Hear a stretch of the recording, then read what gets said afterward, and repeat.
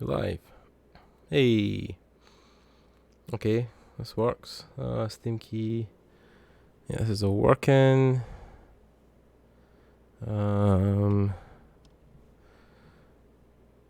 Okay.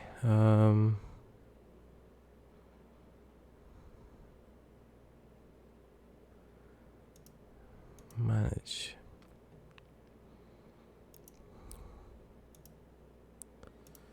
Yeah, this is weird. Where I'm not sure how this is gonna work.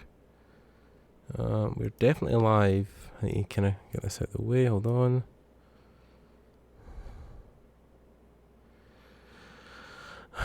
Okay, guys, give me a second. I'm just going to double check. This is all working.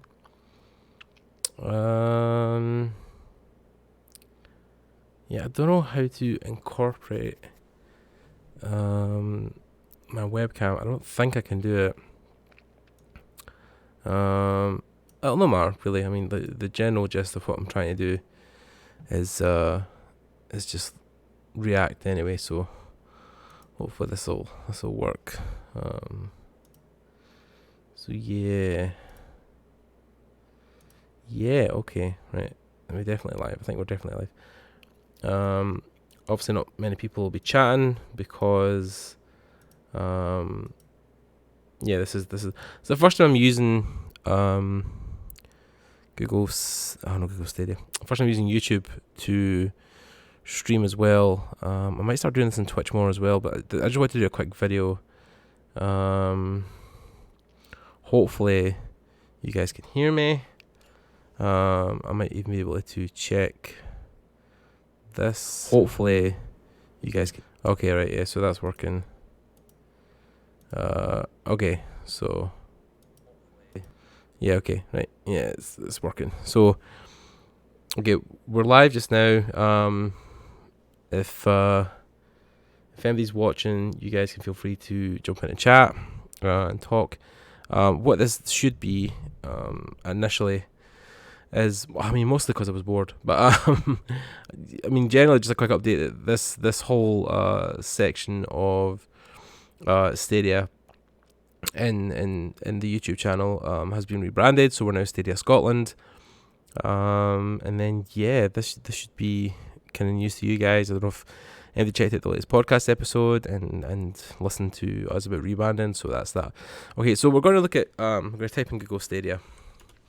And we're going to check out this video here. Now, for a lot of you guys who haven't watched this video, this will be a kind of review or a talk in session. It's 30 minutes long, but I just wanted to react to some of the stuff they were talking about because it just went live, I think, 3 days ago. So I think it was Friday. It went live, and I just wanted to break down some of the stuff they talked about and you know, just kind of generally just talk about what am I trying to say? Just talk about what they talked about, basically. I've not used this before, like I said, so this might be weird. This is only going to be on YouTube, so if the audio is weird or I'm kind of talking over myself or whatever's happening, just let me know, because I can change settings or I can adjust stuff. But again, this is just going to be a React video to basically what happened was Norm from Tested went to the Google Stadia event headquarters, or so the headquarters of Google Stadia, which I'm assuming are just in Google headquarters. Sat down with Google Stadia for I can't even remember how long it was, maybe an hour or a couple of hours or whatever he was doing, and then talked to John Justice and their head of engineering, whose name I can't remember. So yeah, it's just to break down what went over and what he talked about. I'll play the video. I'll try and pause at moments I feel like I want to try and feedback about stuff. But yeah, in general, this is just a kind of React video. Hopefully, once this is done, I can just, this will just go straight on YouTube. But we'll see how it goes. So we'll play it just now anyway. Hopefully, you guys don't mind any of my other interface. I don't know if I can actually. I maybe auto hide this toolbar just to get out of the way at the moment. Or I could actually. I'll just maybe just full screen, because it might be easier. Although I think if I full screen, I could also infringe on copyright, so yeah, that's going to be a bit harder as well. But we can see just now if I can auto hide that at all. I don't think lock will be anything. I'll know more anyway. But yeah, I'm just gonna walk through this video and talk over it.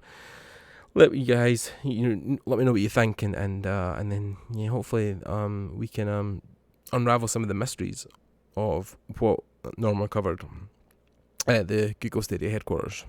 Tested. So recently I got to go hands-on and learn about Google Stadia. If you haven't heard about this, this is Google's upcoming gaming platform. It's not exactly...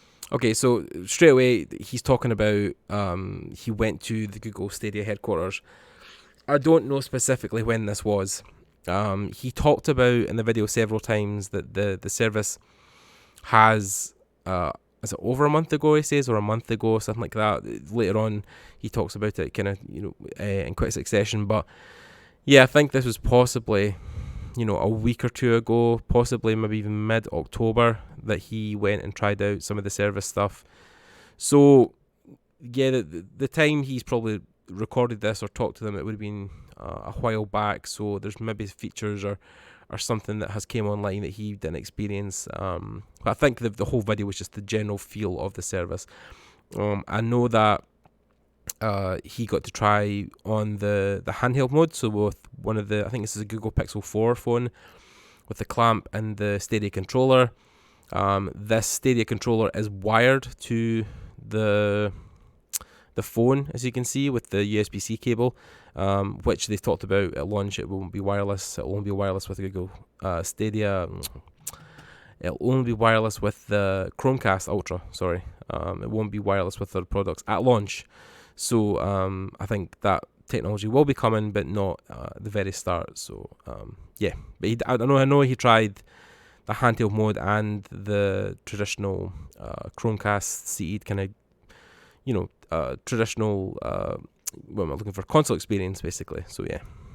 Console, it's their take on cloud gaming. That's right, the game is rendered on their data centers and then streamed over to your phone if you have Pixel 3, 3A, or over a Chromecast to your TV. He's also, we can see here, playing Mortal Kombat, and yeah, this, to me, if he's enjoying this game, would be a really good test of the service, because Mortal Kombat is a very twitchy game. It's a fighting game, so it looks like it's running quite well. The TV looks like a fair size, and it looks like it's displaying the image pretty well as well. The image doesn't look blurry or kind of pixelated, although it's hard to tell from this distance. But this also is a weird video in the fact that it's not a test from their offices or their homes. This is at the Google headquarters. So this is probably the perfect storm of conditions where, they're trying to obviously test the service, but the servers might only be 100, 200, yards from where they're sitting. So yeah, just to bear that in mind. Launching it next month. There's a bunch of titles. Yeah, again, he's saying next month, so I'm assuming this was recorded maybe mid to late October. That they've worked with, support it. Also, I noticed with this video as well, this is one of the first times I saw the Google Stadia controller up close. And if you see the kind of layout, there's a lot of things that we know already about the controller. Some things I didn't know. The sticks being on the same level, I did know about, and that is very welcome, because I do prefer that style of controller, kind of similar to the PlayStation 4 controller. The D-pad looks okay.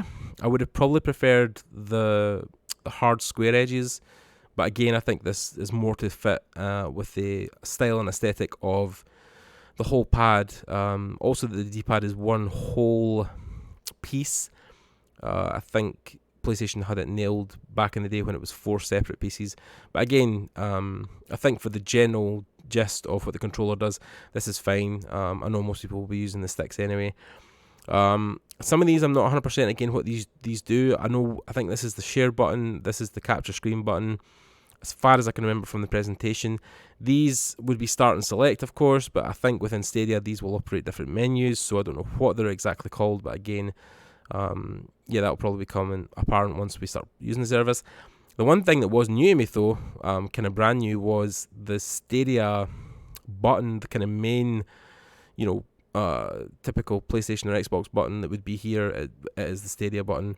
It's backlit, or not backlit, sorry, that has a ring light around it, which is kind of cool. And this one is, I forget the name for it, but the white version, yeah. So it's the white with the orange accents, which I actually quite like. The only problem I've ever had with white controllers is just keeping them clean. But of course, being a founder, I'll have the midnight blue version. So I think that'll look a lot better with the aesthetic of things I have in my kind of setup at home. So yeah. I got a chance to play Mortal Kombat 11 and then sit down with two of Stadia's VPs to talk about not only the product but also the technology that makes cloud streaming possible. I think it's really interesting. Let's take a listen. I'm John Justice. I run the product team, so deciding what we're making and for whom. Hi, my name is Majd Bakar. I run an engineering team, and I've been with Stadia since day one. So Interesting as well. The VP of engineering, which I'm trying to remember, I think traditionally would mean vice president. I could be wrong, but he talked about how he's been with Stadia from the beginning. So I think he's been building this technology from day one since 2014 with Google, which is quite an accomplishment. The guy's got a lot to live up to, I understand, but at the same time, well done him for, sticking out all these years. That's maybe 5 years now, and building this thing, with Google, this huge service. So yes, you've got head of product for Stadia, John Justice, who was supposed to be coming on Stadia Cast recently, but Bill announced that he had rescheduled, which was totally fine. I know he's had executives from Stadia on before. I'm totally backing Bill here in this part of the video, because a lot of people were calling him out, saying that he was a faker, but I totally believe he has an interview set up with John. I can totally believe that. So yeah, and then I think it's Majd Bakar. He said, I'll just check again. I run an engineering team. Okay, so hold on. Hi, my name is Majd Bakar. Yeah, Majd Bakar. So yeah, I'll need to try and remember that. Obviously, for me, it's a little tricky of a name, but Majd Bakar, yeah, I probably understand that. John Justice has one of the best names ever in the industry, I think. I mean, John Justice sounds like something that would be in Ace Attorney video game, but yeah. I run an engineering team, and I've been with Stadia since day one. I think also what I loved about this interview is, we'll probably talk about it again when it comes to it, but he does actually call out on live and credits them for, starting the whole streaming revolution, which I really, really loved the fact that he done that, and he actually acknowledged that On Live had a big part to play in the gaming, or the game streaming service, sorry. But yeah, I was really happy that he took the time to be like, yeah, On Live is also responsible for a lot of the things that are happening just now, and things that are happening within cloud gaming. So yeah, it was definitely like, yeah, that's a wholesome thing to do, to acknowledge that On Live really did help in the creation of Stadia. So what does day one mean? How long has Google been working on Stadia? This also, I thought, was a kind of cool look into Stadia HQ. I don't know if this is particular or specific to Stadia, but I think this might just be a kind of generic Google. I have such a hard time saying the word Google. I think it's because I'm Scottish, but yeah, I don't know if this is just a generic breakout space for Google, or is specific to the Stadia team. Again, the camera being very careful to not expose anything under NDA or anything that could be construed as sensitive material. I think, looking generally, that most people's monitors are covered and a lot of the guys are facing the other way. The only thing you can kind of make out is this guy's computer in the back, which Doesn't seem to have anything kind of major on it. With the colours white and the kind of red, it might be a Stadia login screen, but I'm not sure. Again, this guy down on the laptop, very hard to see what he's typing. It looks almost like a box for uploading a video onto YouTube, so again, I'm not sure. His phone, God only knows what's happening there. I do like this little breakout space, the camp space. I think that's quite inventive. So I love these kind of places where, you know, the studios and the teams go that little extra mile to make people feel at home when they're away from their homes. So just a kind of a breakdown of why I love this kind of image. Even as in its I'm also curious if the guy in the back with the bald head is Phil Harrison, although I doubt it would be. I doubt he would be in a shot like this. He probably has his own office or, you know, whatever. But I mean, if it is, that's kind of cool. If he's mingling with the you know, the staff he works with, if he's down on the floor kind of helping people, so that would be kind of cool. Yeah, so we started Stadia around like 2013, 2014. There were a lot of effort in the camp. Yeah, so I mean, 2013, 2014 was pretty much on message. We knew that that's kind of when Google started building their cloud gaming technology service. So yeah, a long time in the making. Around gaming and cloud gaming, but in 2013 we launched a streaming device called Chromecast.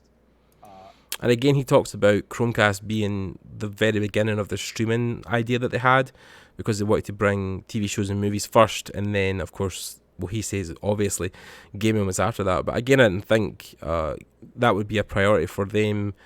You know, also, I thought it was kind of weird because, you know, Apple brought out the Apple TV a while back, and they've had a real push on streaming as well. But they haven't really crossed into the gaming territory, and the stuff they do now is actually probably mainly focused on Apple Arcade, which is not a streaming service, but I think that's why people were getting this services confused, because Apple are also just a big player in Silicon Valley as well, so they thought that Apple Arcade was a very similar thing to Google Stadia, but of course they're very different. So and we brought movies. Also, sorry guys, I'm noticing we're only a minute and 23 in, and I think I've stopped about 20 times, so I'm going to maybe try and let this run, or I might skip ahead at points, so just to make sure the video isn't running super long. TV shows and music to the living rooms through that device. And the next natural thing to bring is gaming.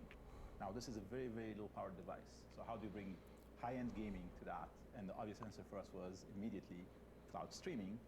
And given Google's infrastructure and all the tech that we've invested in streaming video, can we apply this to gaming? And this is how it came about. So I'm just checking back on my video. all the tech that we've invested in streaming video, can we apply this to gaming? And this is how we collected all the different. I don't know if this is I'm also checking my streamer. This might be a bit too quiet, so Group that we are working around this topic. it's hard. We're not having a lot of people in the audience, so I'm not sure. This is I'm also checking my streamer. This might be a bit too quiet, so Group that we are working around this topic. it's hard. Yeah, okay, so I'm just again just checking that the levels are okay. Put them all under one roof, and we started Stadia then. Again, playing Mortal Kombat on the Google Pixel. Very cool. I don't think I would be using it in this config very often. Possibly there would be some scenarios where I would use it in this setup, but I think initially it would be more on the Chromecast and the PC that I would be using Stadia. I mean, the idea of cloud gaming, it's not exactly new. A couple companies have tried very famously, on live about a decade ago, and maybe for one reason or another, the infrastructure in the United States wasn't necessarily there, or the technologies for compression, or even the market where people were used to. But we feel like the momentum growing on that, and you guys seem to think about it very early. Yeah, I mean, what makes now the right time for it, I guess? We have to give homage to OnLive. They are the Yeah, boy. Talking about that on live. God, man. Yeah, actually, I don't know if I could find this might be a cool little tidbit for you guys, but this is my old channel, way back in the day, 2009, and I think I still have a video. Oh God, look at me, Jesus. Yeah, this is way back in the day. Yeah, videos like this where oh God, this is very loud. Try to make sure I don't get any copyright strikes for music or anything. But this was me playing on live back in the day, 2010, 2011 was this? 2011. So this was, I think at the time, this was also I can't really see the pricing, or I could be able to tell you, but I think this was the early beta as well. This was before it was really released to the public, or it was over in the UK. I'm sure it was playing off the US servers, which meant that the video quality wasn't great, but it did work extremely well, as you'll see in a minute or two when I click play, which I'm about to do. Click play, Gordon, and there you go. So play. So if you watch this, enter a quick video, starting game, and wait for it. It'll come. And again, this is 10-year-old technology. So yeah, so you're looking maybe 10 seconds or less, and I'm in the game. So yeah, again, like I said, this is old technology, really old technology, nearly a decade old, and it was working back then, you know. And again, this is off the American servers, so you know, very, very old technology, and it worked absolutely fine. This one also for split second is different as well, because I'm sure this was during the time that OnLive came to the UK. So and again, Twitch gaming, this was a very fast, intense racing game that I played, and I don't think I didn't load into it, but again, you can see me generally just playing here. My connection at the time in the house was not great. This is again 10 years ago. I think 50 meg was maybe what I had, and yeah, these games were playing absolutely fine. I had no bother at all playing them. So anyway, sorry guys, back to the video. I just wanted to throw that in because OnLive, the shout out was very real. I was one of the OG OnLive testers back in the day. So the pioneer in this, and they started in 2010. I think they might have been a bit early for the time, both in terms of the infrastructure, as you mentioned, but also the technology, in terms of all the encoding technology, the codec that allowed for very good compression at good quality but very low latency, as well as how do you distribute real-time interactive application over the public internet. So all of that has been work in progress for the last 10 years, happening at different areas, whether it is in terms of Hangout and real-time messaging, or in terms of YouTube and just streaming high-quality video to users. So that combined with the infrastructure, where as of now, the latest report from the FCC says 80% of the US households can have access to 1 gigabit per second internet connectivity. Of the US households can have access to 1 gigabit. I'm just checking that I'm not mouth breathing on this whole stream. Yeah, again, this was something that Stadia Cast brought up, and they were talking at length about, where you know, he was talking about the whole survey that they got back, where 80% of Americans have access to gigabit Ethernet or gigabit internet. So yeah,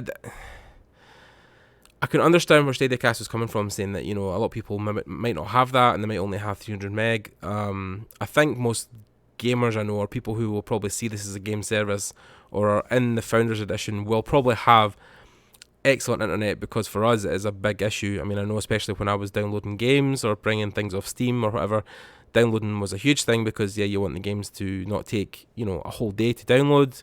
I think I'm lucky where I can download a 30 to 40 gig game in maybe an hour. So yeah, it's a very weird statistic, because I don't think the 80% people obviously have gigabit Ethernet, but I think where Stadia will initially find its place is in, of course, the hardcore gamers like myself and Jordan, and people who want to invest in the technology now. I think the harder sell will be then taking that to the common man or common woman, and, you know, showing them that this is a free service. You know, if you want, you can buy games, you don't have to pay for it. And I think that's also something that people really miss out on when it comes to the service as a whole. I think people forget that the service is, or will eventually be when it launches next year, free to use.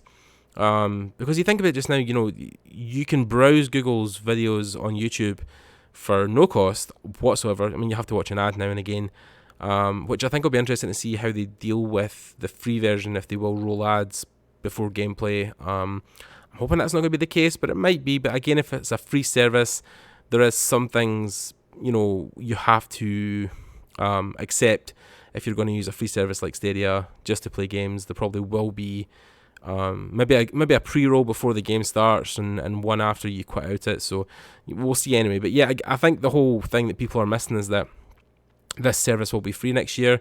If you just want to buy like Red Dead Redemption and then play it without subscribing to Google Stadia Plus, then yeah, like nobody will bat an eyelid. Google will be like, that's fine, you paid for the game, you play it as much as you want.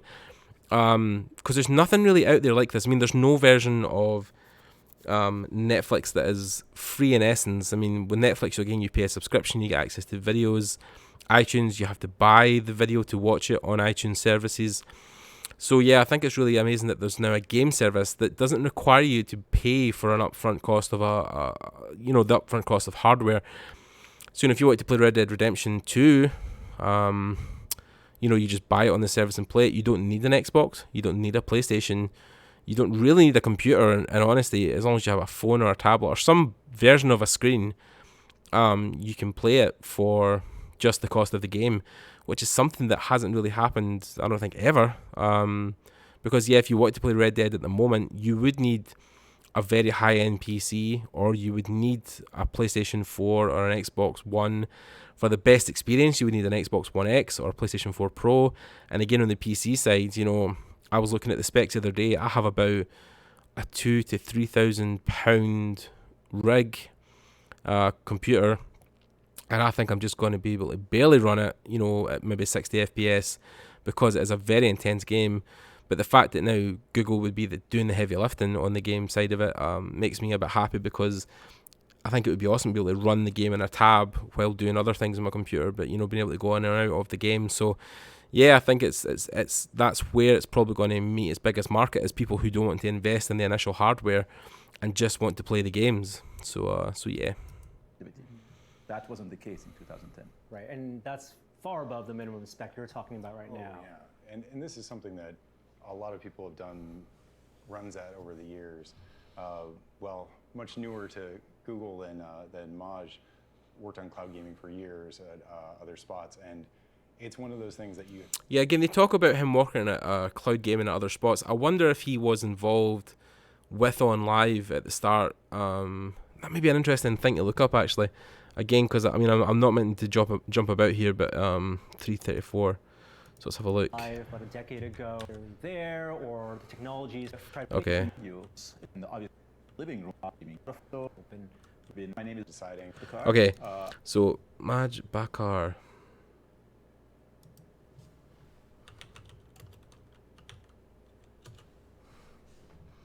Okay, so he's on. Okay, he's got a LinkedIn profile. This might be interesting.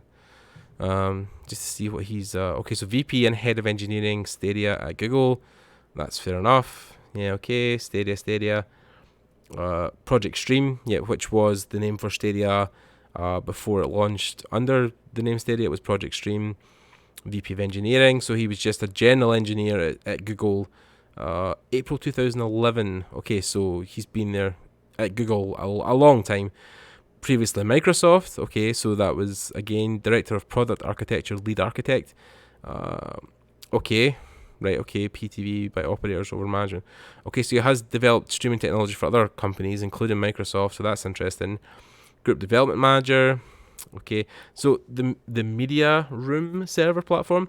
Yeah, I think I heard about this. This was for streaming on Windows PCs to your TV and stuff. I think that's what it was anyway. And then, 99, here we go. Senior Software Engineer Lead, Web TV Networks, NTV Mobile. Okay, so he's dealt a lot in streaming technology with different companies. So that's interesting to see. That previous work. McGill University, Master of Engineering. Also, he's got a master's also. Very impressive. Bachelor's, yep. Oh wow, plays piano. Fantastic. Very strong programmer who can ramp up to almost anything. He was instrumental in building the AV backend for Media Room. Okay, fair enough. I worked with Nosh, I think this is his nickname, for 3 years, during which he showed his ability to distill hard and complex problems in the TV space, both on the consumer and business side, analysing the issue. And okay, so yeah, he's had an extensive run the last 20 years in streaming technology. So that's really interesting to see that as well, because obviously, you don't know where Google has pulled its clientele or pulled its staff from. So that's a very interesting thing to see where he's came from. Also, John Justice is also on here. He's head of Stadia at Google. So yeah, vice president. I was right. Yeah, Google. Although he's not a vice president at Google, he's involved more in Stadia. I don't know if that's maybe wrong or whatever. But joined in January this year. Okay, and then before that, he was a general manager, engineering at Microsoft. Variety of roles and responsibilities. Most recent role was at the leader of sales, marketing, and supply chain engineering. Okay, my focus there was transforming how Microsoft ships hardware, sells its products, and wins fans amongst customers and partners. That's interesting. So he'll be probably responsible for the front-facing part of Stadia and helping people associate with the brand and connect with it. Development manager at Tripos, don't know who that is. Architect, Media Prize, okay. And so smaller companies before he's kind of ramped up to bigger ones. So like most people in their life, Ohio State University as well. He's got a bachelor's in computer science, okay. Fantastic. So anything else just before we go that's kind of we recognise or we think are the same people at Google? I don't recognise a lot of these names, so yeah, could... chief of staff at Stadia. Okay, so interesting just to see this kind of peek into what these guys pass as. Let's skip ahead a little bit. Let's have a look here. On the YouTube side, and integrating that with all the browsers in Chrome. Right? Yeah, so I mean, Google has been investing in the VPX codec line since we bought onto a while ago. I don't remember. I think this is also interesting because I'm sure I heard or I have seen in my Chrome browser that Google Chrome browser is discontinuing the use of Flash, Adobe Flash within its browser. So I think this is what they're going to probably be doing, is they're going to be switching to this new codec, specifically because Stadia will be coming live at the end of this month. So 2012 or 2010. And with VP8, VP9, and now AV1, and potentially the future codec, we've been focusing on how do you get the best quality at the lowest bit rate while maintaining also that ability to encode in real time. I mean, the concept of Stadia is you have the game rendering frames on the GPU at 60 frames per second, and every time there's a new frame on the GPU, we capture that, encode it, and send it over the wire.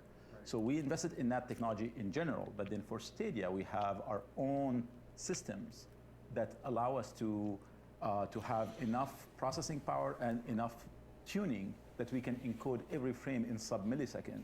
So we reduce that latency further and be able to distribute the interactive experience to users. I think this is also interesting because people have talked about at length that, Google is treating this like a small, part-time project where, if it fails, people are going to, or Google's going to turn around and flip a switch and then Stadia will be gone forever. I think this is probably a common thing that people will think if they don't know much about Google or how they have invested over the years. So I'm just going to double check my audio again when I'm talking, or how they have invested over the years. So I'm just going to double check my audio again. Yeah, again, that's fine. So this is interesting because they talk about in this video that they have a 10-year plan. So Google has invested in this technology for a long, long time. And the other thing was that they're all opening multiple game studios. They have a whole, back-end team. John's here and a couple other guys have came from very high-level positions in other companies to establish this new gaming platform. So for Google especially, this is like when Microsoft came into the gaming space and launched Xbox, because they had a lot of resistance at the time as well, because Microsoft never really focused on games outside of PC gaming. So yeah, this is the same kind of thing where Google now want to throw their hat in the ring, but do it differently because, they could have came out and just released another box that people could have bought and they can made games for. But I think it's interesting that they've went the streaming route, because I think it's also separating them competition-wise, because there is xCloud, there is PlayStation Now, but both those services are not on the same level as Google Stadia, especially if they're saying that they can run 4K, 60 FPS HDR, 5.1 surround. That's a service, again, also only available through Stadia Pro, but a service that, PlayStation Now at the moment is the same price as Google Stadia is going to be here in the UK, $8.99. But me running PlayStation Now, I know that the quality is okay, but it's not going to be anywhere near as close as Stadia. If they say that basically if you can run a 4K video on your computer or on your internet, then running a 4K game is going to be the exact same experience. I know that also involves hardware where you have to have an input, so the controller obviously, but then I think again they've tried to take away the latency so much that you probably wouldn't notice it. So yeah. So you want, from a quality perspective, you want a very efficient codec and also very fast codec. Both of those, do they come at trade-offs? Yes, of course. The higher quality that you need, the longer that you take. For example, when you look at Netflix or YouTube 4K content, it is at higher quality. They do multiple passes, and this is what we call offline encoding, which usually happens to encode a 1 hour worth of movie, it might take 3 hours.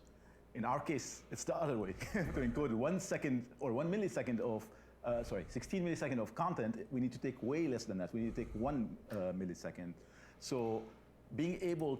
Again, they're talking in milliseconds here, so you're not, not even a second. So this whole 4K encoding is taking place, in a blink of an eye. So already the technology sounds very interesting. To build enough intelligence and leveraging all the Google knowledge and know-how of how to optimize between high quality and low time to encode. That's what we've been... I also love that, he's talking at length about the technology, because I think that is the main focus for Stadia at the moment. People are very interested in the technology side of it, but to see how it works. But John, you can kind of see at times, is trying to jump in and speak. But of course, I think Norm is just very interested about the technology side specifically, because again, like I said, the technology is so new, is so advanced, and is the whole thing that Stadia is built on. This is why, again, I'll get his name, Majid. Okay, I'm terrible at names, sorry, but yeah, I'm going to say Maj. Yeah, so Maj Bakar. Yeah, I think this is why he is kind of front and center in this interview, and probably why he does the majority of the talking, because John will know how to market the games and know how to market the service, but the whole backbone of the service is built on Maj's, coding and engineering that will run Stadia. So this is why I think he takes, kind of front and center in the interview. Spending time on over the last few years, and this is where we did our optimization. We also built specialized hardware that allow us to do that. And then the specialized hardware, when you're talking about GPUs, essentially these are like reworked versions of PC copies of the games. Is that correct? Or no, that's not the right way to look at it. This is interesting. This is probably one of the most interesting parts of this interview, is that John then kind of interrupts Norm and says, look, no, these aren't just PC ports of the games. He's going to go on and explain it, but what he talks about basically is that these aren't PC ports. These are versions of the game that we've worked with the developers on that are specific to Stadia and run specifically in a certain way so that they have the best and most optimized experience for the player. Instead, I think about it as, for any of the platforms that you might move to, you might just do ports for somebody to take something and they just kind of port it over, tiny little changes. For us, we're looking for native versions for Stadia, and so people go... Again, yeah, like I was saying, he's talking about running these on Stadia specific pieces of hardware that run specifically well enough for Stadia that you're not going to notice on this end any difference between maybe the versions, but on the back end these things are running specifically in a set way that helps Google encode them for the end user. They either writing something fresh for something I also love the fact that the USB-C cable is present in this controller because god damn it's such a good connection. brand new, or I'm not sure about these triggers though. They look a bit dodgy, but yeah, again, we'll see. they're going and they're changing it pretty significantly to make it. And I think this port, I don't know if people have covered this, but I'm just noticing this like literally right now. I think this is a head jack port, a 3.5mm. So I think the idea will be that if you want to have an experience where you play Stadia with a set of headphones and not bug anybody, you can, like the PlayStation 4 controller, you can plug this straight into the controller and you will hear the game's audio, which if that's the case, man, I love that so much. It's one of the features of the PlayStation I love the most, the fact that you can just plug your headphones straight into your controller and you can hear the whole game experience. It's so good. Work really well with our systems. We take advantage of that for latency, because the better information we know about what's going on in the game, the better we can go run things quickly, we can go do things faster in the cloud than what you could do in somebody's console in the home. And again, I've not invested in Mortal Kombat yet. I'm interested to try it.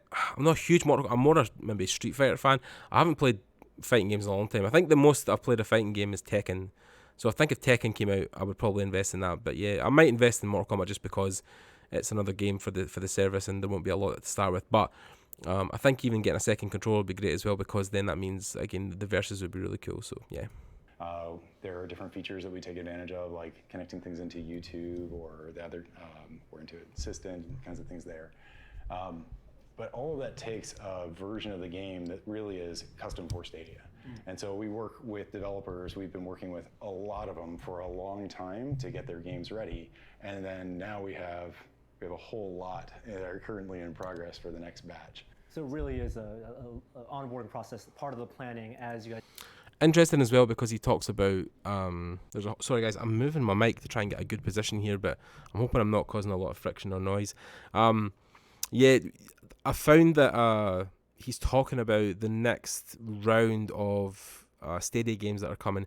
It's interesting that they're launching with, I think, roughly about 40 games. I can't remember the specific number, but I think it is roughly about 40, which is great for a launch title, or a launch window, or a launch day. What am I trying to say? Yeah, like launch date on a console, 40 games would be like phenomenal. So I know they are obviously existing games, but I think it's really good that they're going to have a wide variety of titles to choose from. I think it will help people in the end adapt to the service better if there's something for everybody. But then he talks about the next selection of games, and I'm curious to when they're going to get announced. I'm wondering if that next set of games is going to be announced at the next Google Connect before launch, or it's going to be something that they're probably going to announce maybe next month, December, maybe even January. And again, there's enough games there, I think, that would keep people busy up until, January, February. But I just would love to have more variety on Stadia. People have talked about, EA collaborating with them, and, Star Wars coming to the service, or, parts of Steam being used for it as well. Or, I think one of my biggest dreams for Stadia would be them partnering with Nintendo. I think I would lose my shit if that happened. I don't think it will. I think Nintendo will always do their own thing away from the mainstream Western stuff, so I think that'll probably never happen. Although I say that, of course, Nintendo partnered with Apple famously a year or two back to bring Mario to the iPhone, so it could be a thing where they could maybe launch select titles, like maybe not brand new Switch games, but maybe older titles from like the Wii U or GameCube or Super Nintendo. They might even have a Super Nintendo collection on Stadia. That would be epic as fuck. Oh my god, I would love that so much. Or like again, like the Sony PlayStation Mini, they might have something like that. Again, Sony Xbox getting involved would be different, because I think again they're direct competitors, but who knows, they might collab in the future, we don't know. So yeah, so really interesting. And yeah, looking forward to seeing what the next batch of games are. Anyway, Guys have been leading up to this rollout, it's not going to be, again, a trade-off where you could have made it easy, but the user experience wouldn't have been as ideal, or you wouldn't have much of the features. Correct. As you We would want to have. give the user the best experience that they can imagine, and getting it through. I mean, you have all this processing power, you have all these servers, you can do as much as you can on the server side to minimize the latency and have the best quality, but it's always going to rely on the user connection and also the device they're using. So Let's talk about that part of it, right? Where does most of the latency come in? Between a Wi-Fi connection or broadband home connection, where is that latency? So typical latency is really three parts. You have stuff that are generic to all games. In the game itself, whenever you take an action, the game needs to do some processing before it decides what to do as a reaction. There is the ability to encode and stream each frame, and this is where we spend a lot of time on optimizing this. And then once you get it on the client, the ability to decode and present that frame to the client and collect input from the client. And this is where we worked on the Chromecast firmware to ensure that we have the lowest latency there, as well as on the Android phones. So Pixel phones are optimized for that low-level latency. And building our controller, which is a Wi-Fi enabled controller that allow you to send the command to the server, which is where it will be interpreted in very, very low latency mode. But you still we can't travel faster than the speed of light. Sure. So there's still that networking aspect of it. So the way we accommodate that is by giving the game enough insight about what's happening and enough timing about when the user saw an action and when they took an action, saw a frame and when they took an action, and how they can correlate that together. Also, we give them the ability to run at a faster refresh rate. So rather than running at 60 frames per second, they would run at 120 frames per second, which means they are running the game faster because we have more processing power, which means they can process the information faster. I think, in general, layman's terms, this is stuff that's probably maybe even over, I mean, it's definitely over my head, but I understand what he's saying. You know, there's latency at various points in the game. Like the game alone, never mind the GPU encoding, just the game in general will have some type of latency. So yeah, there's a whole host of things I think they need to overcome to make the Stadia service run really well, and they seem to be doing a great job of explaining it. So excuse me guys, I'm just going to skip ahead a little bit, I think this is the bit kind of John speaks on. So not overcome in terms of network, and still the end result to the user is there is no latency. Yeah, there's a common misconception people ask about, well, isn't the internet the speed of light? You can't go faster than the speed of light. But we're running through the fiber lines that we go through. You run about 0.7 C, so you get about 210 kilometers per millisecond. Like that's pretty far actually for speed of light. Speed of light's not the thing. You have routers that aren't configured well. You have the different hops, and then you've got to go along the way that you can optimize those paths. And when you've got a core game loop that might take 50 milliseconds, it might take 150 milliseconds on some games, there's a lot you can do on the server to just do that faster. And so you can easily get back the milliseconds that you need to make up in transmitting the data with basic. I'm really impressed, obviously, that John also is quite switched on about the network and engineering side of it as well. Again, like I said, the bulk of the interview was through Madge and talking about his technology side of it, but it's good to see that John also can cross over and talk about it. And of course he's a science geek, he's a computer science major, so he will know as much of this stuff as Madge will, but of course because he's the engineering lead, he will be more technically savvy.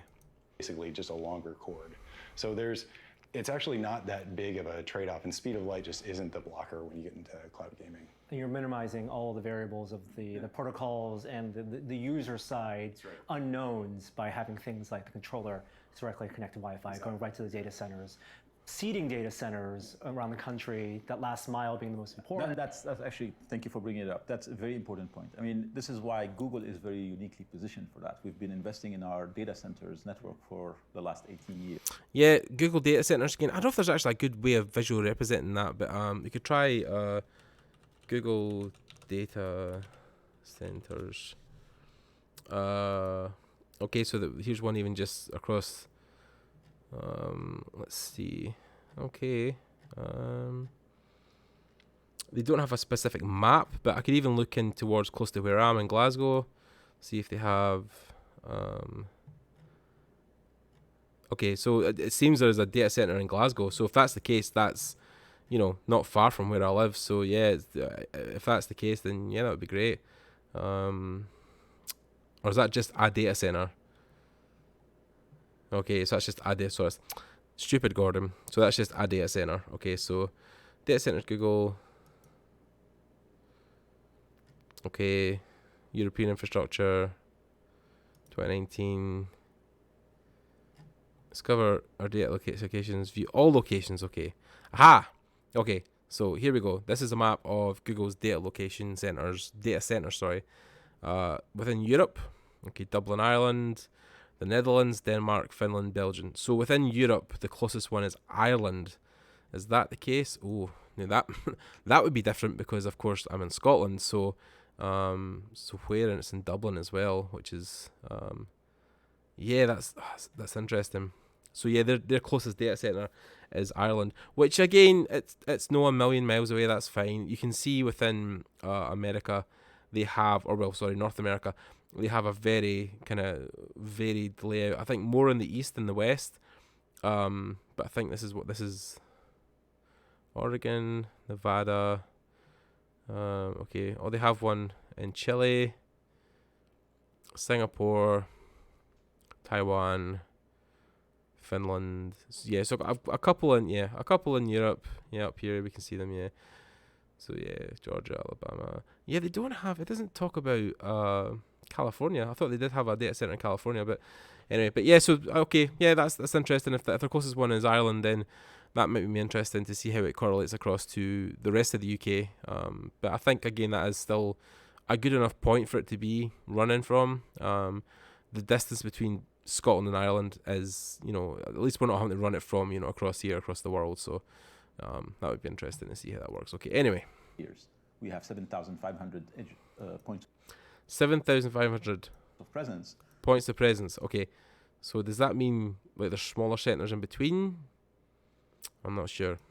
That we can leverage being very, very close to users. So what John was talking about, that 0.7c, or that ability to travel at the electron traveling at almost the speed of light, that's by pushing those servers closer to users, you are reducing that latency further.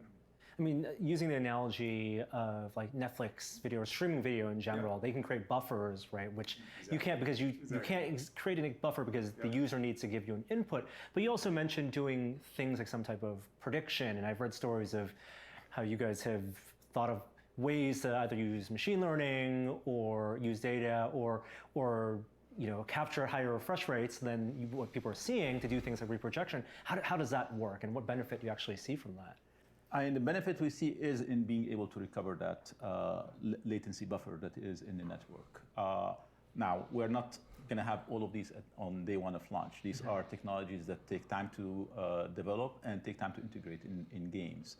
But they've been proven in other parts, like for example, VR uses that extensively. Yeah, again, this is something I think StadiaCast talked about, how they learned by not necessarily making VR games, but in VR they noticed that there was a latency or a negative latency part that was inherent in that when rendering frames. So yeah, they're pulling from, I think, all aspects to make this technology work. So yeah. And learning from VR, bringing it back into cloud streaming is definitely helpful.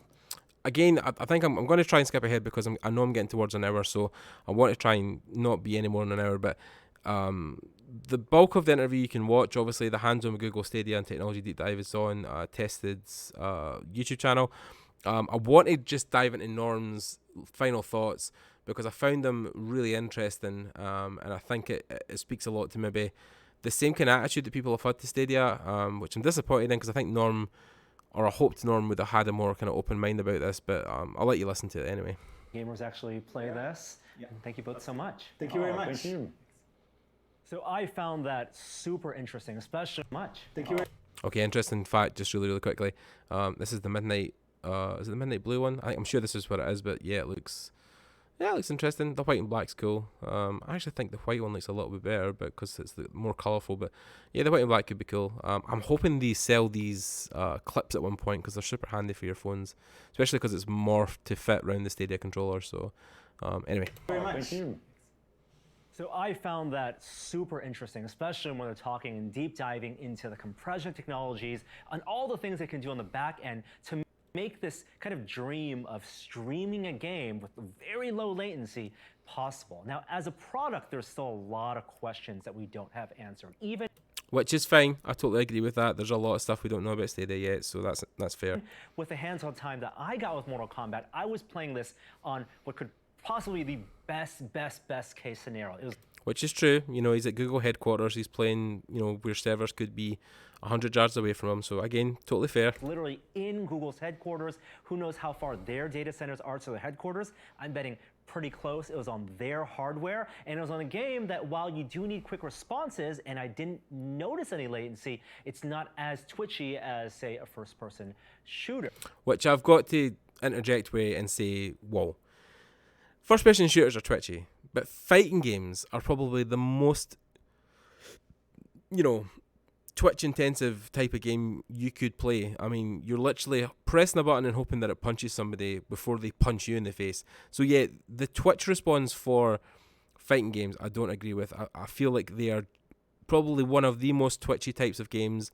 I understand first-person shooters are very twitch as well, but I think fighting games are very twitchy, and I think him saying, you know, oh, first-person shooters could be worse. I mean, we've seen Doom Eternal running, so it's fine, but yeah, like, I think him saying that, oh, you know, Mortal Kombat isn't really a twitchy game, totally off. Sure.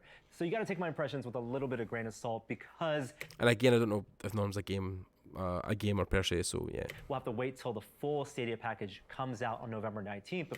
which is totally fine. Yeah, again, we're not going to know until the game comes out, so again, totally fair that, you know, he can be kind of, you know, not really calling bullshit, but saying, you know, we've got to really wait and see what happens Before we can really Okay, so interesting here as well, this is a menu within Mortal Kombat. I'm trying to physically look and get closer to my screen to see if I can see what's in the pause menu. put the I can't. Oh, wait, hold on. So that's... Okay, so the pause menu, I think this is more like a pause menu. Yeah, so you can see... Restart match, fighter select. Yeah, I think this is like just a general pause menu, so it might be the actual main menu. I was trying to see if there was a way to see if it had any PC settings or graphical settings, which I don't think is going to be the case in Stadia games. I think the graphic stuff will be off limits, because I think they'll try and obviously always optimize it on their end before it gets to you. So I don't think people probably won't have access to that kind of stuff. service through its paces. But under the perfect conditions, it really felt like I was playing a console set in the room on the Which is good, you know. Hopefully it proves some depth of that the technology works. I know again, like, it's very close, but at least, you know, it wasn't a negative review. So TV, streaming at 4K 60 FPS. again at 4K, so yeah, great. With that 5.1 surround sound, it looked and sounded great. You know, with the I mean, it does look, I mean, from what I'm seeing, looking at this here, it does look really good. movements of Mortal Kombat characters, I couldn't see any noticeable compression the way they're doing it You can tell the smaller details when they're writing in the text, yeah, so it does look very sharp. over their VP codec, and especially on the phone on 1080 on the Pixel 3a, it looked unbelievable. The phone wasn't getting hot. It was basically like it was streaming a YouTube video. Which is good, because obviously we know that intensive games on phones can make your phones untouchable at points because they're so hot. So that is a very good perk. Except running the graphics and the fidelity that you couldn't run locally on phones or any type of mobile hardware today. Yeah, there's no way. I mean, Mortal Kombat, even on the Switch, is a very watered down version of Mortal Kombat. So yeah, the fact you can get a full version on mobile is awesome. Now, the product itself, there's still a bunch of unanswered questions. What Google has announced is that on November 19th, people who've paid for the Founders Edition of Stadia will start to get access. Yes, and also, as far as I've been told, that means that you won't have to wait for your Google Stadia Chromecast and controller to arrive. You will be able to log into the service via your computer or tablet or other services, you know, depending on what you have. Like, if I've got my PC, I can just open a tab and log into Stadia as of the 19th. I think the instructions will come out around that time as well. So, yeah, it's a good thing to know. Now, the Founders Edition is different than what eventually will be what most people will be able to subscribe to, which is either the Pro Edition or the Standard Edition. I mean, the Founders Edition gives you the Founders Badge. You can register your name and you get Destiny 2 with the package. I think that's kind of the differences, but yeah, in Pro will be a similar kind of aspect. I think it's just the hardware side of things that are probably exclusive to the Founders Edition. With the Founders and the Pro, it's going to be about 3 months for free, but you will have to pay about $10 a month to get access to this, depending on where you are in the launch territories. Okay, so again, wrong. You will have to pay initially for the Insider program, which runs the first couple of months, but this service will eventually be free. And I think it was kind of shit that he didn't mention that. The service will be free eventually, and people won't have to pay, any upfront cost to play these games. I know, like he's saying, initially if you want to get in the Founders Edition, you will have to pay, but if you don't want to, that will also be an option. And for that $10 a month, you don't necessarily get a bunch of free games. A lot of people... Again, I hate this. I really fucking hate this, where people talk about this thing where they're like, you have, you're not getting any free games. You're gonna have to pay for your... So straight up, if you're paying for the Pro subscription, and I don't know for a fact, but John Justice has said at multiple interviews that you'll be getting a game every month. He has used the words every month. So I'm assuming, the first month, November, we'll get Destiny. December we'll get something else. January we'll get something else. So yeah, I think by the time the Stadia service launches, Pro subscribers will already have about 3, maybe 4 games in their library. Also, iTunes isn't free. If you want to stream stuff over iTunes, you have to buy the movie first. Same funny enough, on YouTube movies as well. I have another account where I have bought some movies on YouTube, and if I want to stream those on YouTube, I have to buy them first or rent them. So it's a very common thing. I think with Netflix, when Netflix first started, it had very, very few really good titles. Now they have an extensive and massive library because of the years they've collected fees from everybody. So, and with gaming as well, because of the interactive nature of it, you can buy a movie for about $10, if even that sometimes. If a movie's on sale, I've picked up movies sometimes on iTunes for £5. So the fact that, they're thinking, you have to pay for these games. Of course you have to pay for the games. Games are like $60. They're not going to just throw, 5 or 6 AAA games for nothing or part of the Pro subscription. It just wouldn't be financially viable or smart for Google to do that. But again, this is the thing. You buy Red Dead Redemption 2, you can then take that game wherever you have an internet connection. You can play that game, which I think is incredible. It's the whole reason I'm not buying it on PC, because if Stadia launches on day one or the first week and I feel that it's really, really working, I'll just invest and I'll buy Red Dead Redemption 2 on the service. So yeah, again, I feel this whole thing of you're not getting any games, I feel is a cheap shot at Google. Anyway. Pitch this as, is this like a Netflix all-you-can-eat buffet? No, it isn't. Of game streaming? Not quite. They've announced Destiny 2 as one of the free games you'll be... Which is great, because like the Destiny 2 package, including all the DLC, it's a lot of money. I mean, I think even the base expansion that's just coming out, the brand new one, I think on its own is like $50. So straight away, you're probably getting maybe $100 worth of content for nothing. So anyway, will play, but because they worked out, I think they said with the Founders Edition, it's like $300 worth of kit for like, for me it was £119. But the controller's 60 odd, £70. The Chromecast itself is about 70 for the Ultra one, and then of course the free games, the free months of Stadia, the Founders Edition with your name, the Buddy Pass even. So yeah, great value, I think. Essentially, paying that $10 a month only then allows you to play that and then buy other games. Only allows you. Like, it's such a bad thing that you can play Destiny 2 wherever you want. At traditional prices, $60 a game. And it's not going to be traditional prices. People have talked about this where, is it going to be 60? Like, John Justice and a couple other people have said exclusively that pro subscribers, so people who are in the first couple of months, will have exclusive discounts. So I'm heavily thinking that you might get 10-20% off games when you shop on the Stadia store. So I don't think they're going to be full retail price games. Even if they are, fair enough. Games are... There's a whole argument I could go into about how the cost of games has actually went down over the years, and games are now cheaper than they've ever been. Like, a game used to be like £80 to £90 in the UK when they were first coming out for Saturn and PlayStation. Now, they're down to like 50, 60, even 40. So yeah, games in general are very cheap, and they take hundreds of millions of dollars to build. They're even more expensive now than they ever have been. So I don't really see a problem with paying $50, $60 for a really good game. game to buy Especially something like Red Dead 2 or Borderlands 3, I mean. things like Mortal Kombat 11 or Red Dead Redemption 2, and then you would own those games or own them or Okay, again, this is what bugs me, this own thing with the quotation marks. Most things you own digitally, you don't own. I mean, my whole Steam library, I have maybe over 500 games on my Steam library, and I know if Steam shuts down tomorrow, those games are gone, I'm never getting them back. But this is part of the digital revolution. These things are going to be online anyway. Unless the world fucking ends, then, you know, and Google again, people think again if it doesn't work in 6 months it's going to shut down and it's going to die. It's not the case. They've got a 10-year roadmap. They're invested in this for the long run. be able to stream them on things like your TV with the Chromecast Ultra, which is fucking awesome. Or on mobile devices, starting with, at least for the foreseeable future. Which is fine. iOS has been told that it's been coming. You know, it's going to come probably towards the launch window. Their Pixel phones. That's right. It's going to be limited to Google hardware initially. The free tier for this, which would be limited to 1080p 60 FPS. Which is still great. And only stereo surround sound. Only stereo. I mean, like, yeah, most people have stereo speakers. Will be launching next year. And even with that free tier, again, you'd be buying up games.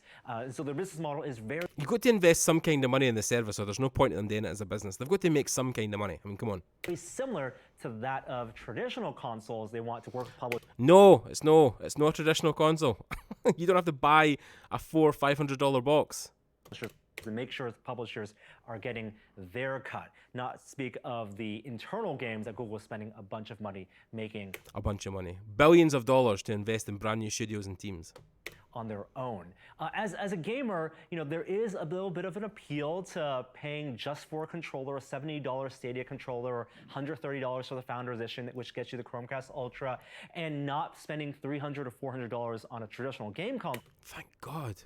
Speaking some sense. And using that money to then buy games, but you exactly the money you would probably spend on buying a $400 or $500 console, you could buy like maybe, you know, 10 games or something. Like, you know what I mean? Why not? Are paying for a subscription service if you want the highest quality 4K 60 FPS. I do think eventually it would be smart of Stadia to launch a service where you pay every month and you get a select amount of games. That's what OnLive done back in the day with the Play Pass. I really think it made a lot of sense. And it wasn't their top tier games, it was maybe a collection of third party or older games that, you know, like Saints Row and Space Marine that were a bit older but would still run. So, like, yeah, I mean, I think initially, you know, it's going to be hard for them to push that stuff because they're trying to get it set up. But I think eventually it would be great if they offered something like that. They don't have to, but I do agree. I think it would be something that would help sell the service. Yes, and while Google has promised that there will be some amount of free... And remembering as well, just bring up this point as well, that PlayStation and Xbox both charge you, you know, money every month to just use their online service. You have to pay the console, then you have to pay for their live service if you want to play games online, which will obviously sometimes include free games, but it's very similar to what Stadia are doing. So they're not really doing anything that would be shocking or totally out of the box. It's very similar to what PlayStation and Microsoft are already doing with their services, except you don't have to buy the box, you just have to pay for the service. Free games to play, maybe classic games, maybe whatever deals they make with publishers. Totally up for that. Would say I'd love to see classic games on the service. To be able to emulate older games would be incredible. None of that is firmed up or announced yet. And the fact that right now the promise of that low latency is so bound to the controller sending a direct signal to the data servers over Wi-Fi as opposed to using Bluetooth to your TV console and then over the internet and then coming back, none of that is fully executed as well either for launch. For the mobile side, you saw when I was playing it on the... Okay, wrong. So it will be executed. You will be able to use the controller on your Chromecast wirelessly. It will work just fine. But then, of course, yes, if you want to use it with your computer, if you want to use it with your phone or your tablet, you will have to plug it in. But the controller will still work. It will still do the thing it's designed to do. So, yeah. Phone, it had a direct connection from the Stadia controller to the phone. Which is fine. I mean, the close proximity you're playing that in anyway, that whole setup looks totally legit. Because the controller still needs to send data to the phone for now, and then... I don't think it's sending to the phone. I think it's maybe powering it or something. I don't know if it's directly sent. I don't think it, because again, it's streaming. I don't think it's directly talking to the phone, but okay. Send it over to the cloud. In the future, you know, if the promises are kept, the idea is that you would be able to... Okay, so what I think here as well is, I don't know how this is working, but I noticed in this frame when I was watching it last night, I think he's trying to play the game on each device. So it's like they done in the demonstration where you're playing it on the TV in your living room and then you can transfer it to your phone or vice versa. Your laptop with a plug-in controller, on your phone or on your TV, and go from game to game to game. And in the demo I have, this is interesting as well because I'm trying to look at the bottom of the screen. It looks like other games because I think I see Guilt and something else, and I don't know what. See these things, these images at the bottom. I think this is like the main screen for like launching the game, and then I think these are other games for the service. And I can't quite make out what these are. I don't think this goes any higher quality. It's just 1080. Yeah, I can't see what these other games are. the switching between the devices was pretty seamless. Yeah, it's really hard to see. I can't even. This has got underscores. I don't know what this is. So, but I think this is part of the UI we saw earlier. But yeah, It wasn't this is playing here. immediate. It did take a little bit of loading on the phone and then on the TV. I mean, whatever. Like what, 5 seconds or something. But I got to continue where I was in the game in the middle of that fight while pausing the game from one device and the Okay, so he's played it on the TV and then he's transferred it to the phone. other. You won't Let's actually see how long it took him. for now and then send it over to the cloud. Okay, so it's on the TV. We're at 27:16. In the future, you know, if the promises That's and press the button to start it. So now we're at 27:18. So now we'll start the timer. are kept, the idea is that you would be able to play on your laptop with a plug-in controller, on your phone or on your TV, and go from game to game to game. And in the demo I had, the switching between Right, so that's him physically in the game. He's just not unpaused it. So we're at 27:20. So 10 seconds exactly. I mean, we're talking seconds here. 10 whole, and you know, it might even be less than that because I think I skipped or missed hitting the thing when it actually came. So maybe between 9 and 10 seconds to switch it from the TV to your phone. That's not a lot. That's not a lot of time. You're talking seconds. 10 seconds. That's not a lot of time, guys. between the devices was on the TV, pausing the game. For a lot of people at the end of the day, assuming all this goes as planned, the data centers are in place, the latency is low, it's going to end up depending on their own home connections. Now, Google... Totally. I mean, totally valid and fair point. Yeah, it will. A lot of it will depend on the end user and what connection they have, but that's the same with any service, including Netflix. So will say that 80% of the United States customers have access. There's so many people I know that watch Netflix 4K, so they should have no issue playing Stadia. To very high bandwidth internet connections, up to a gigabit connections, and their minimum spec is only 35 megabits for their 4K streaming with their compression, or all you need is 10 megabits if you want 720. A lot of people, it's going to be about latency. What is latency going to be like on your phone or when you're on the go, when you don't have a max connection, or with all the added kind of infrastructure of your home internet, how far you are away from your telecom. All that stuff is going to compound. They're designing for the best case experience, which is what I got to try, but we'll have to wait till this comes out to see what the standard user experience is going to be. And also, when the games come out, what are you going to be playing with? Is this going to be considered a PC game? Or are you going to be playing a multiplayer with other console gamers? Probably not an Xbox, probably Okay, right, 2 seconds. Let's just dive back in here. not on PlayStation. They have their own walled garden network. Okay, so PlayStation have just announced that they've opened up crossplay for a lot of games. So their servers are now open. If you have a game that's crossplay enabled, developers can now program it so Xbox and PlayStation people can play with each other. Same with PC players. And again, he was in the interview. He was physically in the interview, and John Justice said to him, it's not a PC version. It's a custom version that, and they've talked about this in interviews where it is basically a custom version where it's like a giant LAN party. Everybody's connected. As far as the Stadia servers are concerned, everybody's sitting next to each other in one room. So, yeah, this opens up the possibility of people just opening a browser, sitting next to you, and being able to play a multiplayer game together like Gears of War. You know what I mean? So, yeah, 100%. Like, fucking, yeah, I'm up for that. That sounds amazing. Works. So right now, it's going to be, for me, a little bit more of a tough sell. I'll need to be convinced when this launches. Again, I know the technology is new. I know the whole thing is very... Yeah, you can be skeptical about the whole thing, but I think I'm very confident of the years I have played with cloud gaming stuff, I'm very confident that Stadia will do very well. Anyway, okay, right. I'm not going to run in this too much because this is run on really long. I just want to say thanks, guys, who tuned into the live stream. I'll try and do these more and more if I can when I have time. Excuse me. And then if you guys have any comments or any suggestions, just pop them down in the comments and let me know. Check us out on other social media platforms and let us know what you think about the different other stuff. So thanks again for streaming with me and talking to me, the guys who were there. And if you want to talk about any other things, again, just leave comments, and again, I'll try and do these as they come up. But thanks very much, guys, and I will speak to you guys later. Thank you.